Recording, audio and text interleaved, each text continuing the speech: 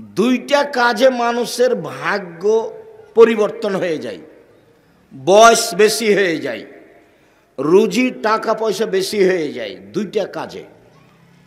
তার একটা হলো সদাচরণ আর একটা হলো দুয়া। মানে হলো এই, মানুষকে সৃষ্টি করার 50,000 বছর পূর্বে মানুষের ভাগ্য লেখা হয়েছে। সেই দিন যদি আপনার নামে করোনা লেখা হয়ে থাকে, আর আজকে যদি আপনি পাথরের ভিতরে ঢুকে যান, তবু আপনাকে করোনা ধরবেই। আর সেদিন যদি করোনা আপনার নামে না লেখা হয়ে থাকে, আর আজ যদি যার করোনা হয়েছে তার গায়ের সাথে গাও লাগিয়ে বাকি জীবন থাকেন, তবু আপনার করোনা হবে না। তাকদীরকে এইভাবে বিশ্বাস করতে হবে, তাহলে আপনি মোমেন। আমি কোনোদিন করোনার 5 পয়সা দাম দিইনি। শুরুতেই বলেছিলাম যে করোনায় মারা যাবে আমি তার গোসল দিব। কারো যদি করোনা হয় তাহলে আমি তার সাথে এক প্লেটে খাবো, এতে আমার অন্তরে ধাক্কা খাবে না। আমারও যদি করোনা হয়ে যায় তাহলে আমি বলবো এর কারণে হয়নি, পৃথিবী সৃষ্টির 50,000 বছর পূর্বে আমার নামে লেখা হয়েছিল, তাই হলো। আমি কথাটা এইভাবে নিয়ে যাব, এদিক দিয়ে নয়। আমি আমার ভাগ্য দিয়ে নিয়ে যাব, যেহেতু একাধিক বুখারী মুসলিমের হাদিস যে মানুষের ভাগ্য কখন লেখা হয়েছে, পৃথিবী সৃষ্টির 50,000 বছর পূর্বে। 50,000 বছর পূর্বে তার জীবন কয়দিন থাকবে লেখা হয়ে গেছে, তার মরণ কোথায় মরবে লেখা হয়ে গেছে, তার রুজি কি খাবে লেখা হয়ে গেছে, মাসায়েব তার অসুখ বিসুখ কি কি রোগ তার হবে তা লেখা হয়ে গেছে। সেগুলো হবেই, ওগুলো আল্লাহ লিখে দিয়েছেন, তার নাম ভাগ্য। কেউ যদি এই 50,000 বছর পূর্বের লেখাটা কেটে দিতে চায়, তাহলে তার দুইটা পদ্ধতি। এক হলো ভালো আচরণ, আর দুই হলো দোয়া। মনে থাকবে না যে আল্লাহ রসুল বলছেন, এই ছেলে,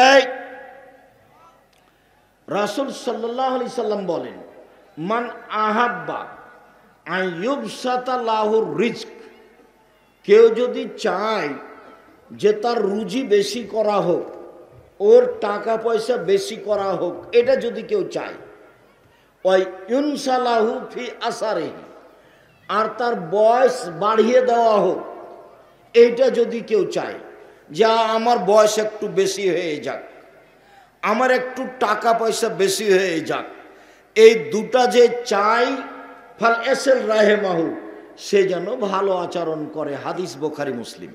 মনে থাকবে না মনে হয়? এখন যদি জিজ্ঞাসা করি বলতে পারবেন? মানুষের বয়স বেড়ে যায় দুইটা কাজে, মানুষের টাকা পয়সা বেশি হয়ে যায় দুইটা কাজে। তার একটা কাজ কি?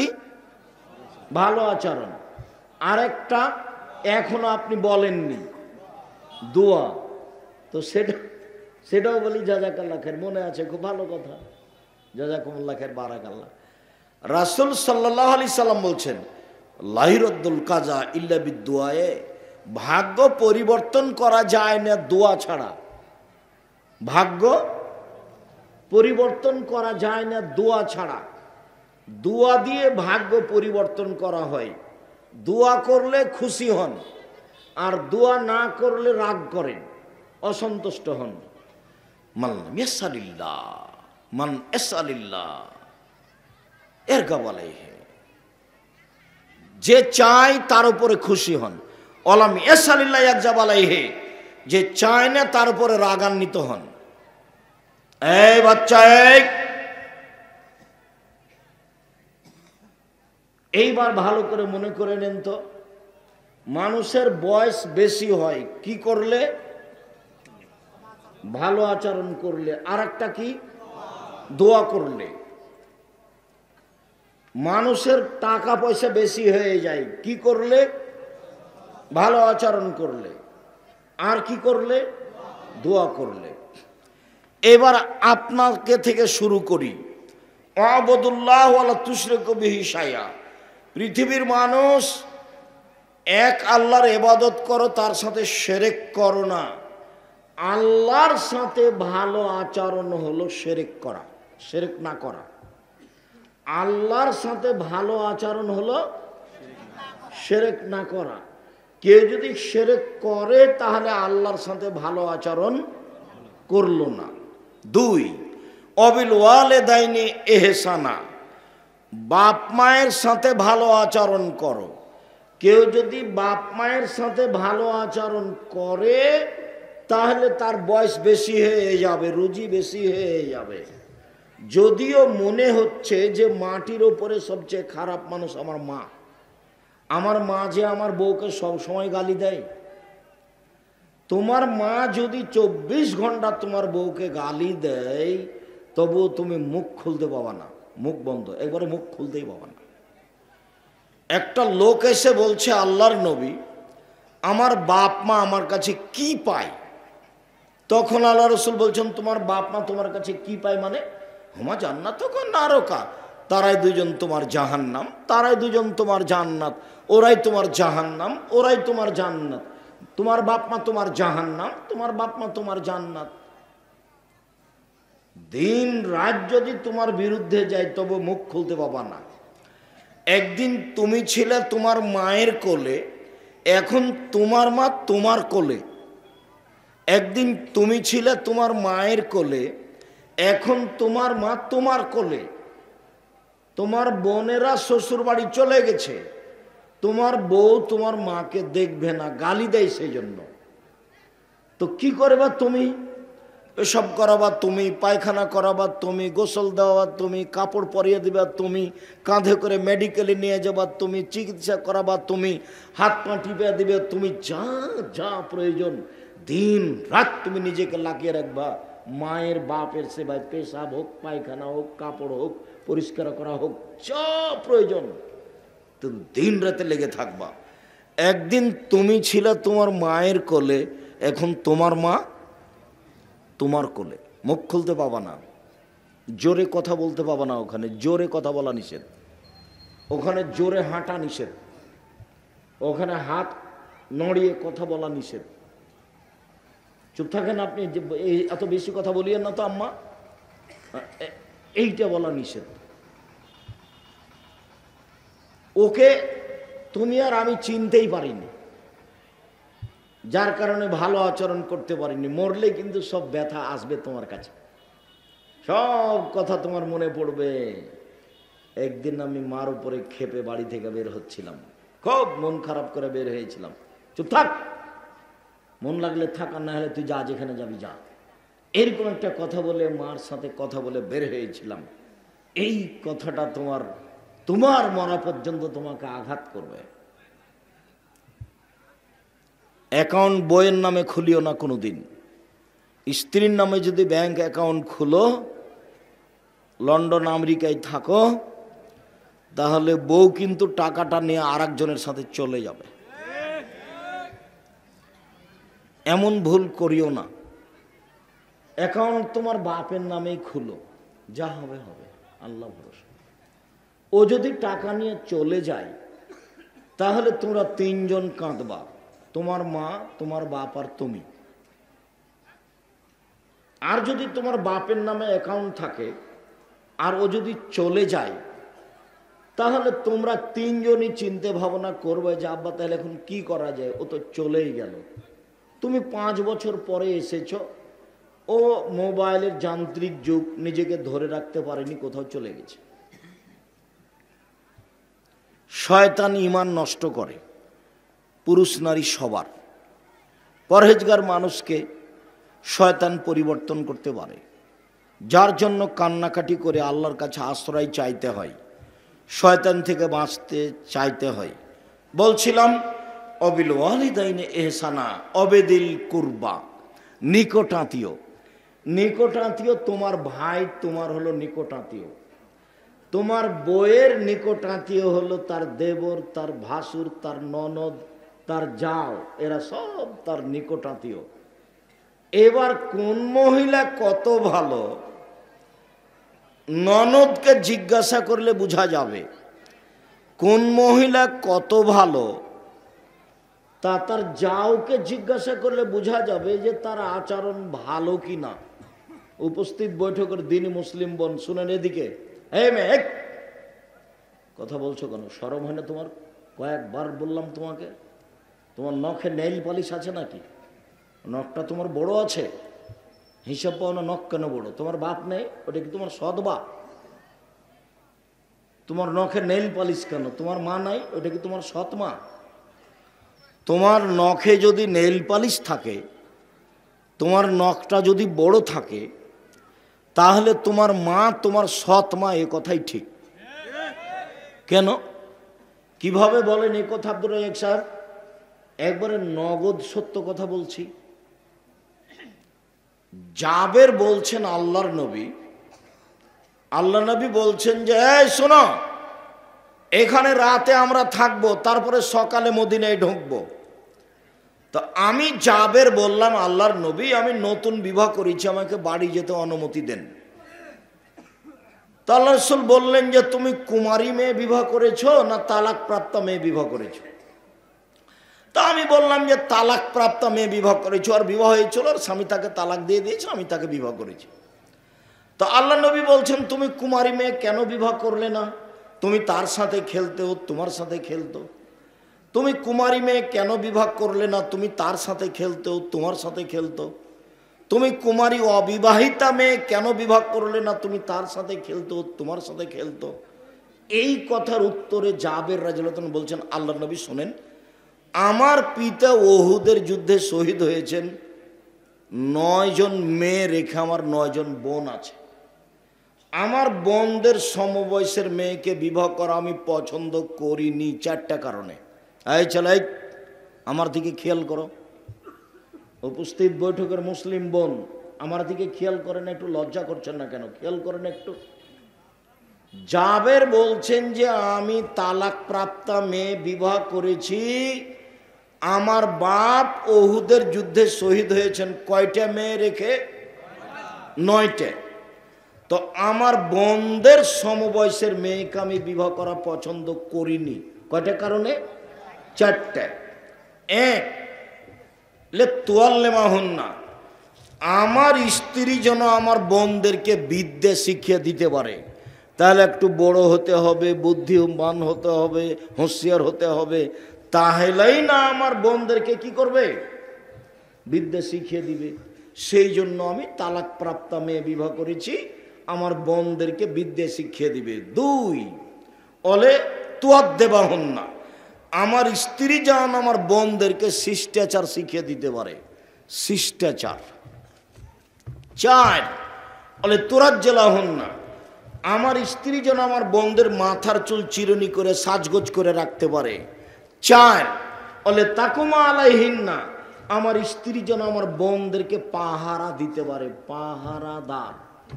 মা হলো ছেলে মেয়েদের উপরে পাহারাদার। তো তোমার বোনটার নখ বড় বড় আছে, নখে নেইল পালিশ আছে, বলো তো তোমার মা কি পাহারাদার? তাহলে তোমার মা কি কি পাহারা দেয়? তোমার বোনটার পায়জামা 2 ধরনের হতে পারে, এক একেবারে ঢিলে ঢালা, আর একজন ঢুকবে। তো হাঁটলে, রিক্সায় উঠলে হাঁটু পর্যন্ত দেখা যায়। আর না হলে তোমার বোনের এটা পায়জামাটা স্কিন কাপড়ের, একবারে চামড়ার সাথে লেগে আছে, যেটা ইহুদি খ্রিস্টানের মেয়েরা পরে। অঙ্গ প্রত্যঙ্গ তো দেখা যায়, লজ্জায় স্থানও বোঝা যায়। তো তোমার বোন যদি স্কিন পায়জামা পরে রাস্তাঘাটে ঘুরে, তারপরেও যদি তুমি বলো যে এটা আমার মা, তাহলে আমি খুব দুঃখ পাবো। তুমি বলো এটা আমার খালা, তুমি বলো এটা আমার সৎ মা। আর তোমার বোনকে বলে দিচ্ছি, এই মেয়ে, আজ থেকে তোমার মাকে বলিও খালা, আসসালামু আলাইকুম খালা, কেমন আছেন? সৎ মা কেমন আছেন দেখি কি বলে। এবং এটাই উচিত, এই জবাব আমাকে দিতে হবে না, আমি এ কথা বলিনি। এ কথা মুহাম্মদ সাল্লাল্লাহু আলাইহি ওয়াসাল্লাম বলেছেন, হাদিস বুখারী মুসলিম। ইহুদি খ্রিস্টানদের পতিতালয়ের মেয়েদের বৈশিষ্ট্য নখে নেইল পালিশ দেওয়া। ইহুদি খ্রিস্টানদের পতিতালয়ের মেয়েদের বৈশিষ্ট্য হল নখ বড় রাখা। ইহুদি খ্রিস্টানদের পতিতালয়ের মেয়েদের বৈশিষ্ট্য হলো নখ বড় রাখা এবং নখে নেইল পালিশ দেওয়া। তো আমাদের মেয়েরা নখে নেইল পালিশ দিবে, এটা কেমন কথা? আমাদের মেয়েদের নখ বড় থাকবে, তাহলে আমাদের মেয়েরাও ইহুদির মেয়েদের মতো পতিতালয়ে থাকে? ছি ছি ছি ছি ছি। নামজুল্লাহ মিন জালিক। বাপ নাই ওর বাপ তো আছে, ওর বাপ দেখে না, ওর মা দেখে না। শিষ্টাচার কাকে বলে ওর মা জানে না। ওর মা পায়জামা দেখতে পায় না, তার মা দেখতে পায় না। এই মেয়ে, ফ্যাশন বোরখা পরে এখানে এসেছো কেন? এ বোরখা কেমন বোরখা? তোমার স্বামী দেখে না, তোমার বাপ দেখে না? গিয়ে বাড়িতে ঢোকে আগে এই বোরখা খুলে আগে জ্বালিয়ে দিবা। 7 দিনের মধ্যে ঢিলা ডালা বোরখা পরবা, ব্যবস্থা করবা, তারপরে বাড়ির বাইরে যায়। ফ্যাশন বোরখা জ্বালিয়ে দাও। লজ্জা করো, শরম করো, হায়া করো। 2 দিন বাঁচতে এসে অপর পুরুষকে অঙ্গ প্রত্যঙ্গ দেখিয়ে মানুষকে পাপী করে কি উপকার করবে? মানুষকেও ক্ষতিগ্রস্ত করলে, মধ্যে থেকে তুমিও জাহান্নামে চলে গেলে, লাভ কি হলো? জাহান্নামের অধিক অংশই নারী। জাহান্নাম বলতে নারী আর নারী, জাহান্নাম বলতে নারী আর নারী। মহিলা হলে 4টে গুণ থাকতে হবে। 1, ছেলে মেয়েকে বিদ্যা শিখিয়ে দিতে হবে। 2, শিষ্টাচার কি গো? শিষ্টাচার কি? তোমার মা যখন তোমার ছোট ভাইটাকে জামা পরাবে, পাঞ্জাবি, প্যান্ট, গায়ের শার্ট, তখন কোন হাতটা আগে ঢোকাবে? ডান হাত। এটার নাম শিষ্টাচার। দেখো তোমার মা কি করে। তোমার ছোট ভাইটাকে যখন জুতা পরাবে, তখন তোমার মা জুতাটা কোন পায়ে আগে পরাবে? ডান পা। এরই নাম শিষ্টাচার। তোমার সামনে, তোমার মায়ের সামনে যখন তোমার ছোট ভাইটা গিলাসটা হাতে নিবে, তখন কোন হাতে গিলাসটা নিবে? এর নাম শিষ্টাচার। দাড়ি বড় রাখতে হবে, এর নাম শিষ্টাচার। মোচ কেঁচিতে কেটে ফেলতে হবে, এর নাম শিষ্টাচার। বগলের লোম উঠে ফেলতে হবে, ব্লেড ব্যবহার করা হবে না, নারী পুরুষ একই হুকুম, এর নাম শিষ্টাচার। নিচের লোম পরিষ্কার করতে হবে ঊর্ধ্বে টাইম 40 দিন, পুরুষ নারী একই হুকুম, এর নাম শিষ্টাচার। রাস্তা দিয়ে হাঁটলে ডান দিক দিয়ে হাঁটতে হবে, এর নাম শিষ্টাচার। বিছানে শুইলে ডান কাতে শুইতে হবে, এর নাম শিষ্টাচার। মসজিদে ঢুকলে আগে ডান পা ঢোকাতে হবে, এর নাম শিষ্টাচার। জুতা স্যান্ডেল খুললে আগে বাম পা খুলতে হবে, এর নাম শিষ্টাচার। সামনে মানুষ পড়লে সালাম দিতে হবে, এর নাম শিষ্টাচার। বড় মানুষ আসলে চেয়ারটা ছেড়ে দিয়ে তাকে বসতে দিতে হবে, ওকে সম্মান করতে হবে, এর নাম শিষ্টাচার। বড় মানুষ পাশে থাকলে জোরে কথা বলা যাবে না, এর নাম শিষ্টাচার।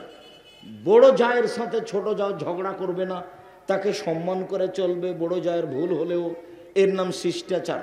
বড় ভাইকে সম্মান করে চলবে, বড় ভাইয়ের ভুল হলেও খেপে উঠবে না, এর নাম শিষ্টাচার। ভাইয়ের সাথে ভালো ব্যবহারে চলবে, এর নাম শিষ্টাচার। ননদ দিনরাত বদনাম করছে, এরপরে ননদের সাথে হাসি মুখে কথা বলবে, এর নাম শিষ্টাচার। ভিতরটা জ্বলছে ননদের উপরে, খুব মন খারাপ, এরপরে মুখে ভালো কথা বলতে হবে, এর নাম শিষ্টাচার। যায় যায় দিনরাত সম্পর্ক রাখতে হবে 2 বোনের মতো, এর নাম শিষ্টাচার। কখনো নিজের স্বামীর সামনে জায়ের বদনাম করা হবে না, দেবর ভাসুরের বদনাম করা হবে না, এর নাম শিষ্টাচার। শ্বশুর শাশুড়ির খারাপ দিক স্বামীর সামনে তুলে পেশ করে স্বামীকে বাপ মায়ের উপরে, শ্বশুর শাশুড়ির উপরে খেপিয়ে তোলা যাবে না, এর নাম শিষ্টাচার। স্বামীর ভুল ত্রুটি নিয়ে নত হয়ে থাকতে হবে, এর নাম শিষ্টাচার। যারাই এগুলি উপেক্ষা করে চলে তারাই হস্তিনী বউ, এদের নিয়ে সংসার ভালোভাবে চলবে না। স্ত্রীকে বলতে শিখতে হবে, যাহাই বলিবেন তাহাই মানিব, আমার পক্ষ থেকে কোনো প্রকার আপত্তি থাকিবে না। আপনার আদেশ পালন করতে আমি প্রস্তুত রয়েছি। পাপ না হলে আমি আপনার সাথে থেকে, আপনার দুই পায়ের নিচে থেকে আমার জীবনটা বিলিয়ে দিতে চাই। আমি আপনার সাথে জীবন বিলিয়ে দিতে চাই। আমার পক্ষ থেকে কোনো প্রকার আপত্তি থাকিবে না। কাপড় মোটা হলেও কোনো দিন কিছুই বলিব না, কাপড় চিকন হলেও কোনো দিন কিছুই বলিব না। যেভাবে রাখিবেন সেভাবেই থাকিব। আমার পক্ষ থেকে কোনো প্রকার আপত্তি থাকিবে না। এই বউ নিয়ে আপনি শান্তি পাবেন। আর যদি কাপড় নিয়ে এসেছেন, দেখেছে একটু মোটা, আর এভাবে ছিটিয়ে ফেলেছে, এ হলো হস্তিনী বউ। এমনি এখানে শান্তিতে সংসার করতে পারবেন না। দুইটা জিনিস মহিলাদের থেকে বিরত থাকতে হবে, দুইটা। এক, স্বামীর সামনে প্রতিবাদ করা যাবে না। তুমি এ কথা বললে কেন? তুমি আমার মাকে গালি দিলে কেন? তুমি আমাকে তখন এভাবে বললে কেন? এর নাম প্রতিবাদ। আর অভিমান, স্বামীর কাছে অভিমান করা হবে না। অভিমান কি? এই রমজান আমাকে তুমি একটা ভালো কাপড় কিনে দিবা, ঈদের দিন তুমি আমাকে একটু বাইরে বেড়াতে নিয়ে যাওয়া। যদি দুই তিনটা অভিমান পূর্ণ না করতে পারেন, তাহলে শয়তান ওকে বলিয়ে নিবে। বল তোর স্বামীর সামনে বল যে তুমি আমার কোনো কথাই মানো না। তখন মহিলা আপনাকে কি বলবে? বুঝতে পারলেন না মনে হয়? আপনি তার দুইটা অভিমান মানেননি, তখন ও কি বলবে আপনাকে? তুমি আমার কোনোদিন কোনো কথা শোনো না, অথচ সারাদিন শুনে আসছেন। এর নাম অভিমান। চারটে জিনিস যদি মহিলারা করতে পারে, তাহলে তার জন্য জান্নাতের সব দরজা খোলা। যদি চারটে জিনিস তারা করতে পারে, তাহলে জান্নাতের তাদের জন্য সব দরজা খোলা। এক, 5 ওয়াক্ত সালাত। 2, রমজান মাসে রোজা। 3, স্বামীকে মেনে চলা, তিতা লাগুক আর মিঠা লাগুক। 4, জেনায় লিপ্ত না হওয়া। তাহলে জান্নাতের সব দরজা খোলা, যে কোনো দরজা দিয়ে প্রবেশ করতে পারে। সম্মানিত দিনী ভাই বোন, আমি একটু ধারাবাহিক এসে এখানে আবার কয়েকটা কথা বলবো, তারপরে আমরা আলোচনার শেষের দিকে চলে যাব ইনশাআল্লাহ। আল্লাহ বললেন, তোমরা আল্লাহর সাথে সদাচরণ করো, মানে শিরক করো না। আল্লাহ বললেন, বাপ মায়ের সাথে সদাচরণ করো, কখনো কটু কথা বলো না।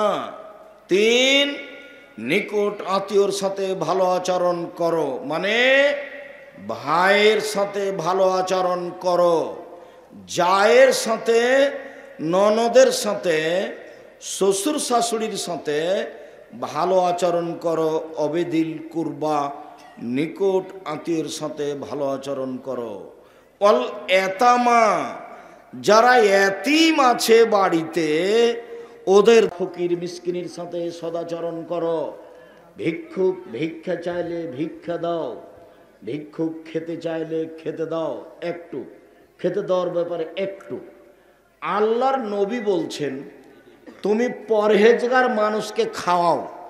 যখন আপনি নিজে থেকে কাউকে দাওয়াত দিবেন, তখন পরহেজগার মা চাচিকে দাওয়াত দিবেন, খালা ফুফুকে দাওয়াত দিবেন, গ্রামের পরহেজগার মানুষকে দাওয়াত দিয়ে খাওয়াবেন এমনিতে, আলেম ওলামাকে দাওয়াত দিয়ে খাওয়াবেন এমনিতে। আর কেউ যখন খেতে চাইবে, তখন সে বদ হোক, শয়তান হোক, ডোম হোক, চামার হোক, হাঁড়ি হোক, মেথর হোক, মুচি হোক, যেই কেউ হোক না কেন, খেতে চেয়েছে আপনি তাকে খেতে দিবেন। ও হলো ভিক্ষুক। কথা বুঝা গেল না? ও খেতে চাইলে খেতে দিবেন, আপনি তার উপরে আপত্তি তুলতে পাবেন না। এই বিড়ি খাস কেন? তো আপনি বলে দেন বিড়ি খায় না, কিন্তু খেতে দিবেন না, এই জন্য এটা হবে না। অল মাসাকিন, মিসকিনের সাথে সদাচরণ। মিসকিনের সাথে সদাচরণের জন্য আল্লাহ বলেন। তো ফকির মিসকিনের সাথে কি সদাচরণ করবে? একটু মিসকিন আর ফকির একটু এলোমেলো হয়ে গেছে আপনাদের কাছে। মিসকিনকে চাইতেও পারে না, সংসারও চলে না, বাড়ির পাশে আছে, দিন রাত আপনার বদনাম করে, সে হলো মিসকিন। ঢাকা থেকে একদিন বলছেন, আম্মা, বলো বাবু, আম্মা, ওই যে আমাদের বাড়ির পাশে না একটা চাচি ছিল না, আমরা চাচি বলে রাখতাম, ওকে একটা শাড়ি কিনা দিয়েন তো, আম্মা টাকা দিয়ে পাঠাচ্ছি। হাই হাই হাই হাই করেছিস কি, দিন রাত খালি তোরকে বদনাম করে, তোরা বলে এই করিস, তোরা বলে সেই করিস, এইভাবে বদনাম করে। এখন আম্মা আপনি দেন তো, যতই বদনাম করুক। ও হলো মিসকিন, সংসারও চলে না, চাইতেও পারে না, ও বাড়ির প্রতিবেশী, হাত পাতে না। আর ভিক্ষুককে টাকা দেন, ভিক্ষা দেন, খায়নি, এইভাবে হাত পাতে যে দরজায় দরজায়, এ হলো ভিক্ষুক। মনে থাকবে না মনে হয়? আল্লাহ বললেন মিসকিনের সাথে সদাচরণ করো, তারপরে বলছেন অবেদিল কুরবা অল মাসাকিন অল জারিদিল কুরবা অল জারিল জুনুব, প্রতিবেশীর সাথে সদাচরণ করো, নিকট প্রতিবেশী দূর প্রতিবেশী। একটা লোক এসে একদিন বলছে, আল্লাহর নবী আমি কিভাবে বুঝবো যে আমি ভালো মানুষ, আমার যে আচরণ ভালো আমি কিভাবে বুঝবো, এটা তার জিজ্ঞাসা। তখন দেখি আল্লাহ রাসূল কি উত্তরে বলছেন, বলছেন যা সামিতা মিন জিরানিকা ইয়াকুলুনা আনতা আহসানতা ফাকাদ আহসানতা, যেদিন তোমার প্রতিবেশী বলবে তুমি ভালো, সেদিন তুমি ভালো। ওই যা সামিতা মিন আসাতা ফাকাদ আসাতা, আর যেদিন তোমার প্রতিবেশী বলবে তুমি খারাপ, সেদিন তুমি খারাপ। কি বুঝলেন? তাহলে আব্দুর রাজাক সাহেব যে ভালো, এটা কোথায় জিজ্ঞাসা করতে হবে? প্রতিবেশীকে, বাড়ির পাশে। তাহলে ধরা পড়বে হুজুর কেমন বক্তব্য দেওয়া শোনা যাবে কিনা, এভাবে সম্মান করা যাবে কিনা। সম্মানিত দিনী ভাই বোন, আপনার স্ত্রী যে ভালো, এই ভালোটা তার যাকে বলতে হবে। আপনার স্ত্রী যে ভালো, এটা তার ননদকে বলতে হবে। আপনার স্ত্রী যে ভালো, এটা আপনার বাপ মাকে বলতে হবে। দিনী বোন শুনেন, এই মেয়ে শোনো, তোমার শ্বশুর শাশুড়ির ব্যাপারে একটা কথা শোনো, কাজ করতে পারো আর না পারো, তোমার শ্বশুর খালি বলল খালেদা, দৌড়িয়ে এসে উপস্থিত বলে আম্মা বলেন কি, আব্বা কি বলছিলেন। আর আপনাকে বলে দিচ্ছি, বৌমাকে হয় নাম ধরে ডাকবেন আর মা বলবেন, খালেদা শোনো আম্মু এদিকে, খালেদা আম্মু শোনো তো এদিকে, ঘরটা পরিষ্কার করো তো। আপনার স্ত্রী শাশুড়ি যেন দিন রাত বৌমাকে মা বলে ডাকে, তারপর দেখি বউ কি করে। আমার মা আমাকে বলছেন একদিন যে তুই যেভাবে বলছিস তাতে বউয়েরা বেড়ে যাবে, বউয়েরা আরো শাশুড়িদের উপরে উঠে বসবে। তখন আমি বলছি আচ্ছা, আমি যেটা বলছি সেটা করে দেখুক না। আমি বলছি যে একজন শাশুড়ি বৌমাকে সারা দিনে 30 থেকে 40 বার মা বলুক না, দেখা যাক কি হয়। সারা দিনে শাশুড়ি বলবে খালেদা মা ওই বিছানাটা ঠিক করো তো আম্মু, খালেদা ওই ঘর থেকে বাটিটা নিয়ে আসো তো আম্মু। মা বলুক তো, দেখা যাক বৌমা কি করে। ভালো আচরণ তো আগে শ্বশুর শাশুড়ি থেকে হতে হবে। দৌড়িয়ে বাটিটা নিয়ে আসছিল, পড়ে ভেঙে গেছে। এখন দেখি তোমার মা কি বলে, ঢং নাই, বুদ্ধি নাই, দেখলে হুঁস মোটা, বুঝে না কিছু, তাহলে তো বেকাই দেয়। আর যদি তোমার আম্মা বলে আচ্ছা হয়েছে মা, কোনো চিন্তা করো না, আচ্ছা গেছি, পড়ে গেছে, ভেঙে গেছে, আচ্ছা আম্মা থাক, ওটা থাক, চিন্তা করো না, এটা গেছি, পড়ে গেছি, ওটা যাই, এরকম। তাহলে বৌমাও খুশি হবে, তোমার মার যে আচরণ ভালো এটা প্রমাণ হবে। এখন তো বইয়ের দিক থেকে বলছি, কিন্তু আমার বাপ মাকে, আপনার বাপ মাকে, বৌমাকে মেনে নিতে হবে, এটাও তো কথা। তাহলে একদিক থেকে তো দুটো সমান হবে না। সম্মানিত দিনী ভাই বোন, নিকট প্রতিবেশীকে ভালোবাসো, তার নাম সদাচরণ। দূর প্রতিবেশীকে ভালোবাসো, তার নাম সদাচরণ। প্রতিবেশীকে ভালোবাসার পথ কি?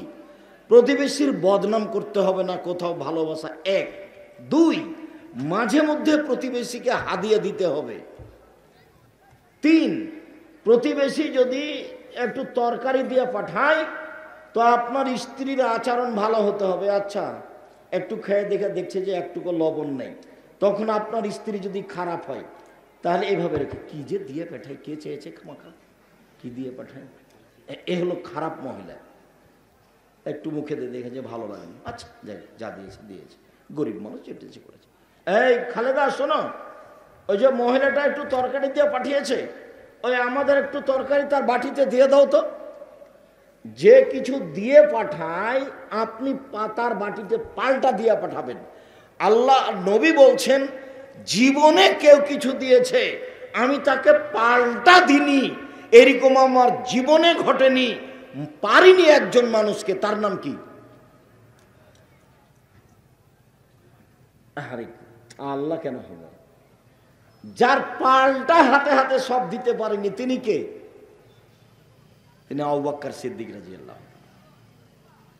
তখন আমি আল্লাহকে বলেছি, আল্লাহ আবু বকর সিদ্দিক আমাকে যা দিয়েছে আমি তো সেই পরিমাণ তাকে দিতে পারিনি, যেইটুকু বাকি থেকে গেছে সেইটুকু তুমি আবু বকরকে বিচার মাঠে দিয়ে দিও আমার পক্ষ থেকে। প্রতিবেশী উচিত তরকারি দিয়ে পাঠা, ফলমূল দিয়ে পাঠা, মাঝে মধ্যে দিয়ে পাঠা, পাল্টা ও আবার দিয়ে পাঠাবে। আল্লাহ রাসূল বলছেন, ইয়া নিসাল মুসলিমাত, হে মুসলিম মহিলা, লা তাহকিরান্না জারাতাক, তুমি তোমার প্রতিবেশীকে তুচ্ছ মনে করো না, প্রতিবেশীকে মাঝে মধ্যে খাদ্য পানি দিয়ে পাঠাও।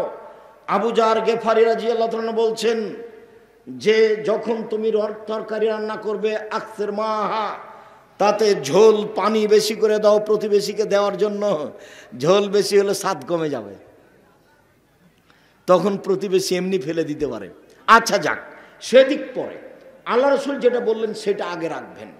প্রতিবেশীকে দিতে শিখতে হবে, এ কথাই ঠিক। আমি যে ভালো এটা কি দিয়ে প্রমাণ হবে? প্রতিবেশী। বৌমা যে ভালো কার মাধ্যমে প্রমাণ হবে? শাশুড়ি, শ্বশুর, যা, এগুলোর মাধ্যমে প্রমাণ হবে। উপস্থিত বৈঠকের দিনই মুসলিম বোন, এই তোমাকে বলছি, এরপরে কোনোদিন শ্বশুর শাশুড়ির বিরুদ্ধে মুখ খুলবা না। তোমার বড় যাকে মায়ের মতো সম্মান করার চেষ্টা করবা। তোমার বড় জায়ের ভুল হতে পারে, তার বদনাম কোনো সময় করবা না, তাকে মায়ের মতো সম্মান করে চলবা।